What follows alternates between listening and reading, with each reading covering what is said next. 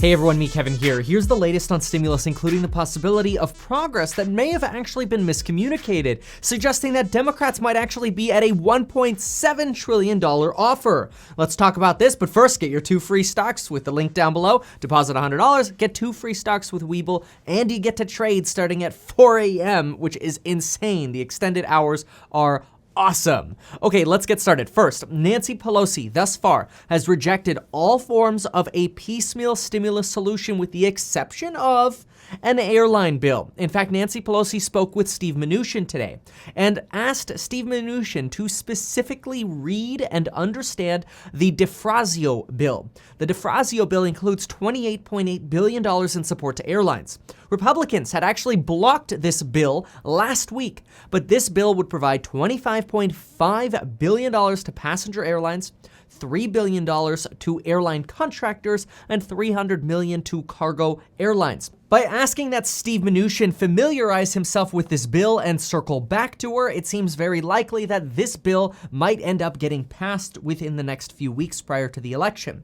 At the same time, when it comes to the people's stimulus, the Problem Solvers Caucus is back at it again. The bipartisan group pushing for a compromise stimulus package is continuing to push to get Democrats and Republicans to re-engage in stimulus talks, despite Donald Trump shutting down talks. They say, we are hearing not only positive indicators that things were getting closer, but now the Problem Solvers Caucus believes that there is actually a miscommunication between Nancy Pelosi and White House negotiators that ended up getting misconstrued in a phone call with Mitch McConnell, Trump, and Meadows, who weren't necessarily the ones talking directly to Pelosi, and that led Donald Trump to blow up these negotiations. This is all starting to sound like a really bad game of kindergarten telephone, which I guess you can't blame it since they call their vacations recess. In fact, Tom Reed, a Republican from the Problem Solvers Caucus, says that he was told within a group of multiple GOP senators that Nancy Pelosi had actually negotiated down to $1.7 trillion, which is actually a huge movement down from $2.2 trillion, and it's certainly lower than the $2.4 that Donald Trump mentioned in a tweet. And so this is making things very confusing because on one hand, Mitch McConnell is saying Nancy Pelosi's stringing us along, but on the other hand, you've got the Problem Solvers Caucus going, dude, we were close. Now, obviously, the Problem Solvers Caucus isn't directly involved in the current negotiation, but they are involved in trying to bring everybody together and prevent these miscommunications. In fact, the Problem Solvers Caucus is encouraging all Republicans and Democrats to come back to their tables with their final offer. And honestly, this is something that I deal with when I invest in real estate and I make offers. Verbal offers suck. Quick example, one of the biggest real estate acquisitions that I made this year was from a deal that I wrote an offer on, despite the fact that there were 4 verbal offers on the deal. But because I actually put pen to paper, I got the deal for substantially under market value to where after I locked it up, people called me and said, can I pay you just to walk away from the deal? Putting offers in writing is extremely important, and it wouldn't surprise me for Donald Trump to be upset by verbal information, but if that had been conveyed to him with a written offer, he could have probably kept this negotiation together. So I have my fingers crossed that the Problem Solvers Caucus can be the glue that tries to bring everything back together. Now, I certainly don't want to create any false hope, but get this, because I almost fell out of my chair when I heard this. First, we already know that Mitch McConnell says that anything with a 2 in the front is probably not going to pass the Senate. Well, if Nancy Pelosi and the Democrats are truly under or around 1.7, then we're pretty dang close to a deal here. And then you've got Mitch McConnell saying that his senators don't want to pass anything even remotely close to $2 trillion.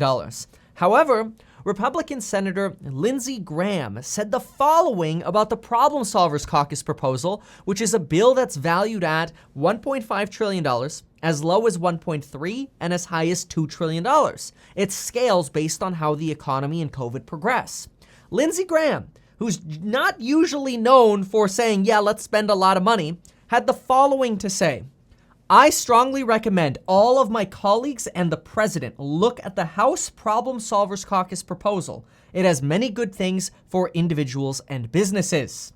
This is really good coming from Lindsey Graham, a Republican who usually says Democrats, nope, not doing anything with them. Nancy Pelosi says Donald Trump canceling talks was a terrible mistake. Mark Meadows says Pelosi's the one to blame, that she should look in the mirror and realize that taking something is better than taking nothing. And others believe it is impossible to make a deal in Congress because no one's actually having a real conversation. Instead, they're all just literally on their podiums talking past each other. Larry Kudlow, the dude who's usually like, we're in a super V, we don't need stimulus, did say that we can keep growing without a stimulus package, but acknowledged that airlines need help. We need PPP money for small businesses. We need checks for people. And we need money for schools. Now on COVID, the White House has officially confirmed that Donald Trump is now not tested daily, but is instead, quote, tested regularly. This might be why the White House has not released the daily testing records for Donald Trump, but allegedly everyone around the president is tested daily.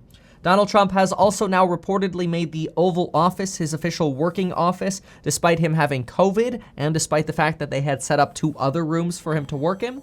Apparently, Trump wanted to work in the Oval Office, and now those that visit him are encouraged to wear gowns and the proper PPE. Well, there you have it. Thank you so much for watching this update. I've got my fingers crossed that maybe the Problem Solvers Caucus can pull some magic off again, because if that's true, what Nancy Pelosi and the Problem Solvers Caucus are indicating, maybe we're closer than we think, and maybe this is all just putting the American people in the midst of a pretty ugly negotiation.